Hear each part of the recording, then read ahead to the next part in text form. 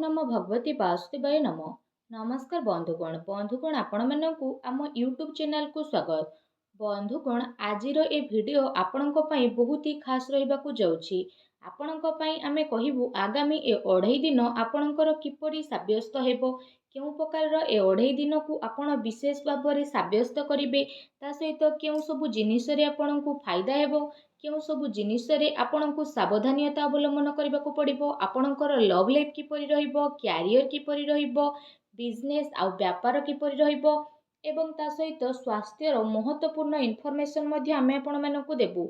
आउ ए वीडियो शेष रे आमे आपण मानकु गोटे उपाय विषय मध्ये कहिबु, जहा द्वारा आपण ए 2.5 दिन को आहुरी अधिक शुभ और मंगलदायक साब्यस्त करि परिबे। तेणु आगो को वीडियो आरंभ करबा पूर्व आमर आपनकु रिक्वेस्ट कि जदि आपण आमर ए चैनल ले नुआ आछंती तो चैनल को सब्सक्राइब करिनेबा सह पाखरे थिबा नोटिफिकेशन बेल को मध्ये ऑन करंतु, या द्वारा समय समय रे नुआ नुआ वीडियो नोटिफिकेशन आपनक पाखरे पहुंचीबो। आसंतु जानिबा किपरि रहिबो आपणक पई विशेष भाबरे ए 2.5 दिन। जदि आमे सबुठारु प्रथमे कहिबा कि ए दिन रे कोन आपणक पई विशेष भाबरे पॉजिटिव रहिबा पई जाउछि, जदि आमे कहिबा फ्रेंड्स ए दिन रे आपण किछि राजनीति लोकंक सहित साक्षात हेबो एवं आपणकर लोकप्रियता बढ़िबो, ता सहित जन संपर्कर दायरा मध्ये विस्तृत हेबो। संतानक तरफरु तांकर क्यारियर को नेकी ए दिन रे किछि शुभ समाचार मध्ये आपणकु मिली पारे। आपणकर सिद्धांतवादी दृष्टिकोण समाज एवं धार्मिक स्थल रे आपणकु सम्मानजनक उपाधि विशेष रूप रे प्रदान करिबो, ता सहित धार्मिक एवं आध्यात्मिक गतिविधि रे आपणकर विशेष रूप रे महत्वपूर्ण योगदान रहिबो। प्रॉपर्टी संबंधित कोनोसी अटकीथिबा कार्य पूरा हेबार विशेष रूप रे संभावना बनिछि। ए दिनर समय आपणकु भल खराबर स्थिति देखैबो, ता सहित भाग्य एवं संतान संबंधित कार्य रे मध्य आपणकु विशेष रूप रे सुविधा प्रदान करिबो। आपणकर विवेक एवं आदर्शवादी स्वभाव आपणक पई महत्वपूर्ण उपलब्धि को नेकी आसीबो। ता सहित ए दिन रे ग्रहर स्थिति आपणक पई काफी संतोषजनक रहउची। जो माने आपणकर खिलाफ रे थिले सेही लोक माने आपणक सपक्ष को आसीबा पई जाउछंती। आउ संबंध रे मध्य आपणकर काफी सुधार आसीबो। सबु कार्य आपणकर शांतिपूर्ण रूप रे सुधुरी मध्य जीव। भावुकता द्वारा बेमारिक दृष्टिकोण आपणकर कार्य रे रही जीव। ता सहित आपणकर सकारात्मक एवं संतुलित भावना आपणको आगको बढ़ेबा एवं निजर कार्य को सुचारू रूप रे संपन्न करिबारे सहायता प्रदान करिबो। घरे कौनसी धार्मिक उत्सवर आयोजन मध्य विशेष रूप रे हेबो, ता सहित आपण पुणी थरे निजे निजकु ताजा अनुभव करिवे। एहा सहित जदि कहिबा अटकीथिबा बड़ धरणर पेमेंट मिलिबा कारणरू आर्थिक स्थिति मध्य आपणकर काफी समय पर्यंत सुधुरी जीवो, जो कारण पई आपणको काफी खुशी मिलिबो एवं आपणको मन बहुत ही प्रसन्न मध्य रहिबो। आसंतु जानिबा ए दिन रे कोन नेगेटिव रहिबो। कोनोसी प्रकारर उधारीरु आपण दूरी रुहंतु। धन लेण देण संबंधित कार्य करिबा ठारू छलना बा धोकार आपण शिकार होई पारती।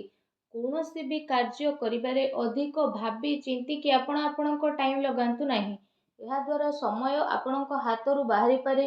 सामाजिक संपर्क को मधुर बनेकी रखिबार अति आवश्यकता रहिछि। केबे केबे किछि नकारात्मक पुरुणा कथा पुणी थरे मध्य उठी पारे, जो कारण पई आपण निजर मन बलरे काफी टाइम पर्यंत कमी अनुभव करिवे। निजर स्वभाव को पॉजिटिव बनेकी रखंतु। एहा सहित ए कथार मध्य आपणको ध्यान देबार आवश्यकता रहिछि कि आपणकर सरल स्वभावर किछि लोक माने नाजायज फायदा मध्य उठाई पारती, जो कारण पई आपणकर मनर स्थिति किछि विचलित मध्य होई पारे। अन्यर प्रोब्लेम को सुलझेबारे आपणकर केते सारा महत्वपूर्ण कार्य मध्य अटकी पारे।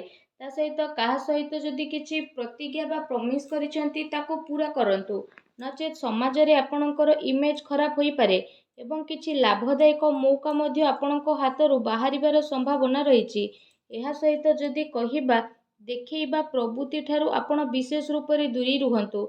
ए समय रे धन संबंधित किछि नुकसानदायक स्थिति देखा देबो।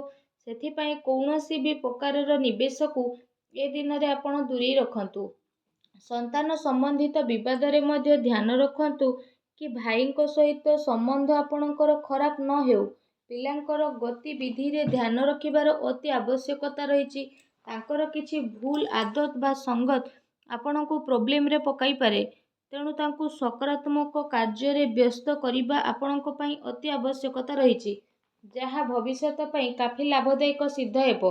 ଆସନ୍ତୁ ଜାଣିବା ଏ ଦିନରେ ଆପଣଙ୍କର ଲଭ୍ ଲାଇଫ୍ କିପରି ରହିବ। ଘରର ମାହୋଲ ଅନୁଶାସିତ ଏବଂ ଖୁସି ଭରା ଏ ଦିନରେ ରହିବ। ପ୍ରେମ ସମ୍ବନ୍ଧରେ ମର୍ଯ୍ୟାଦା ବନେଇ ରଖିବାର ଆବଶ୍ୟକତା ରହିଛି। ଆପଣ ଆପଣଙ୍କର ସମସ୍ୟାକୁ ସୁଲଝେଇବାରେ ଜୀବନ ସାଥୀ ଏବଂ ପିଲାଙ୍କର ପୁରା ସହଯୋଗ ରହିବ, ଯେଉଁ କାରଣ ପାଇଁ ଆପଣଙ୍କର ଆତ୍ମବିଶ୍ୱାସ ବହୁତ ଭଲ ରହିବ। ତା ସହିତ ଅତି ସମ୍ପର୍କୀୟଙ୍କ ସହିତ ମେଳ ମେଳାପ ଏବଂ ବୁଲାବୁଲିର ପ୍ରକ୍ରିୟା ମଧ୍ୟ ଆପଣଙ୍କର ହୋଇପାରେ, ଯାହାଦ୍ୱାରା ଘର ପରିବାରର ବାତାବରଣ ବହୁତ ଖୁସି ଭରା ଏବଂ ସୁଖଦପୂର୍ଣ୍ଣ ରହିବ। ଆସନ୍ତୁ ଜାଣିବା ଏ ଦିନରେ ଆପଣଙ୍କ ବ୍ୟବସାୟ କ୍ୟାରିୟର କିପରି ରହିବ। କାର୍ଯ୍ୟସ୍ଥଳରେ ନିଆଯାଇଥିବା ଠୋସ୍ ନିର୍ଣ୍ଣୟ ଆପଣଙ୍କ ପାଇଁ ବହୁତ ଭଲ ରହିବ ଏବଂ ସଫଳତା ମଧ୍ୟ ଆପଣଙ୍କୁ ଅବଶ୍ୟ ପ୍ରାପ୍ତି ହେବ। ଏ ଦିନରେ ମାର୍କେଟିଂ ତଥା ପେମେଣ୍ଟ କଲେକ୍ଟ ଭଳି କାର୍ଯ୍ୟରେ ଆପଣ ଆପଣଙ୍କର ଟାଇମକୁ ସ୍ପେଣ୍ଡ କରିବେ। ସେୟାର ରିସ୍କ ପ୍ରଭୃତି କାର୍ଯ୍ୟରେ ବିଶେଷ ରୂପରେ ଆପଣ ଦୂରେଇକି ରୁହନ୍ତୁ। ଆପଣଙ୍କ ସହିତ ଛଳନା କିମ୍ବା ଧୋକାଧଡ଼ି ମଧ୍ୟ ହୋଇପାରେ। ଚାକିରିରେ କୌଣସି ପ୍ରକାରର ସ୍ଥାନ ପରିବର୍ତ୍ତନ ଏବଂ ପ୍ରେସରର ସ୍ଥିତି ମଧ୍ୟ ଆପଣଙ୍କ ଉପରେ ବନିପାରେ। କାର୍ଯ୍ୟସ୍ଥଳରେ କୌଣସି ପଡ଼ୋଶୀଙ୍କ ଦ୍ୱାରା ଲଢ଼େଇ ଝଗଡ଼ା ଭଳି ସ୍ଥିତି ମଧ୍ୟ ଆପଣଙ୍କର ବନିବ। କିଛି କାନୁନି ବା ନିବେଶ ସମ୍ବନ୍ଧିତ ଜଟିଳତାର ମଧ୍ୟ ଆପଣଙ୍କୁ ବିଶେଷ ରୂପରେ ସାମ୍ନା କରିବା ପାଇଁ ପଡ଼ିବ। ବ୍ୟବସାୟିକ କାର୍ଯ୍ୟ ପ୍ରଣାଳୀରେ ପରିବର୍ତ୍ତନ ଆଣିବା ଆପଣଙ୍କ ପାଇଁ ଅତି ଆବଶ୍ୟକ ରହିଛି, ଯେଉଁଥିପାଇଁ ଆହୁରି ଅଧିକ ଭଲ ପରିଣାମ ଆପଣଙ୍କୁ ହାସିଲ ହେବ। ତା ସହିତ ବ୍ୟବସାୟିକ ପ୍ରତିଷ୍ଠାନରେ ଅନୁଭବୀ ଏବଂ ପରିବାରର ବରିଷ୍ଠ ଲୋକଙ୍କର ଅନୁମତି ଏବଂ ସହମତି ଦ୍ୱାରା କାର୍ଯ୍ୟ କରିବା ଦ୍ୱାରା କାଫି ସମସ୍ୟା ସବୁ ଆପଣଙ୍କର ଆସାନୀରେ ଦୂରେଇ ଯିବ। ଧନ ଲେଣଦେଣ ସମ୍ବନ୍ଧିତ କାର୍ଯ୍ୟରେ ଅଚାନକ କୌଣସି ଲାଭଦାୟକ ସ୍ଥିତି ମଧ୍ୟ ଆପଣଙ୍କର ବନିବ, ଯେଉଁ କାରଣ ପାଇଁ ଆପଣଙ୍କୁ କାଫି ଖୁସି ଅନୁଭବ ହେବ। କାର୍ଯ୍ୟ କ୍ଷେତ୍ରରେ ଆପଣ ଯାହା ପରିବର୍ତ୍ତନ ସମ୍ବନ୍ଧିତ ଯୋଜନା ବନଉଥିଲେ, ସେସବୁ ଉପରେ ଏବେ ଭଲ ସମୟ ଆସିଯାଇଛି। ଏ ସମୟରେ ଆପଣ ଅଧିକତମ ଊର୍ଜା ନିବେଶ ସମ୍ବନ୍ଧିତ କାର୍ଯ୍ୟରେ କରିବେ। ବର୍ତ୍ତମାନର ଗତିବିଧିରେ ନିଜର ଧ୍ୟାନକୁ କେନ୍ଦ୍ରିତ କରନ୍ତୁ, ଏହା ଆପଣଙ୍କ ପାଇଁ ବହୁତ ଭଲ ରହିବ। ଆସନ୍ତୁ ଜାଣିବା ଏ ଦିନରେ ଆପଣଙ୍କର ସ୍ୱାସ୍ଥ୍ୟ କିପରି ରହିବ। ଏ ଦିନରେ ଆପଣଙ୍କ ସ୍ୱାସ୍ଥ୍ୟ ବହୁତ ଭଲ ରହିବ, କିନ୍ତୁ ଦିନଚର୍ଯ୍ୟାକୁ ବ୍ୟବସ୍ଥିତ ବନେଇକି ରଖିବା ଆପଣଙ୍କ ପାଇଁ ଅତି ଆବଶ୍ୟକ ରହିଛି। ଏଥିପାଇଁ ଆପଣ ଆପଣଙ୍କ ଖାଦ୍ୟପେୟ ଉପରେ ଧ୍ୟାନ ଦିଅନ୍ତୁ। ଆପଣ ନିଜର ସ୍ୱାସ୍ଥ୍ୟକୁ ଆହୁରି ଅଧିକ ଭଲ ରଖିବା ପାଇଁ ପ୍ରତ୍ୟେକ ଦିନ ଯୋଗ କରନ୍ତୁ, ବ୍ୟାୟାମ କରନ୍ତୁ ଏବଂ ସୁସ୍ଥ ରୁହନ୍ତୁ। ଆସନ୍ତୁ ଜାଣିବା ଏ ଦିନରେ ଆପଣଙ୍କ ପାଇଁ କ'ଣ ବିଶେଷ ଉପାୟ ରହିଛି। ଏ ଦିନରେ ଆପଣ ସ୍ନାନ ଆଦି ବିଶେଷ ଭାବରେ କରିସାରିବା ପରେ 7ଟି କନ୍ୟାଙ୍କୁ ଘରକୁ ଡାକିକି ପ୍ରସାଦ ସ୍ୱରୂପ ତାଙ୍କୁ କ୍ଷୀରି ଖୁଆନ୍ତୁ ତଥା ତାଙ୍କୁ ବିଶେଷ ରୂପରେ ଦକ୍ଷିଣାରେ କିଛି ପଇସା ଏବଂ କିଛି ହଳଦିଆ ରଙ୍ଗର ବସ୍ତ୍ର ଦେଇକି ବିଦା କରନ୍ତୁ। ଏପରି କରିବା ଦ୍ୱାରା ମା ଲକ୍ଷ୍ମୀ ବହୁତ ଶୀଘ୍ର ପ୍ରସନ୍ନ ହେବେ ଏବଂ ଆପଣଙ୍କର ସମସ୍ତ କଷ୍ଟକୁ ଦୂର କରିବେ। ଯାହା ବି ଆପଣଙ୍କ ଜୀବନରେ ପ୍ରୋବ୍ଲେମ ଚାଲୁଛି, ସବୁ ପ୍ରୋବ୍ଲେମର ଅନ୍ତ ହେବ ଏବଂ ଆପଣଙ୍କୁ ଶୀଘ୍ର ହିଁ ଶୁଭ ଫଳର ପ୍ରାପ୍ତି ହେବ ଏବଂ ଆପଣଙ୍କର ସମସ୍ତ କାର୍ଯ୍ୟ ମା ଲକ୍ଷ୍ମୀଙ୍କ ଆଶୀର୍ବାଦରୁ ବହୁତ ଆସାନୀରେ ବନି ମଧ୍ୟ ଯିବ। ମା ଲକ୍ଷ୍ମୀଙ୍କ ଆଶୀର୍ବାଦ ଆପଣଙ୍କୁ ପ୍ରାପ୍ତ ହେଉ। ସଚ୍ଚା ଦିଲରେ କମେଣ୍ଟ ବକ୍ସରେ ଜୟ ମା ଲକ୍ଷ୍ମୀ ଅବଶ୍ୟ ଲେଖନ୍ତୁ ଏବଂ ଭିଡ଼ିଓକୁ ଲାଇକ୍ କରିବା ପାଇଁ ଆଦୌ ବି ଆପଣ ଭୁଲନ୍ତୁ ନାହିଁ। ଧନ୍ୟବାଦ।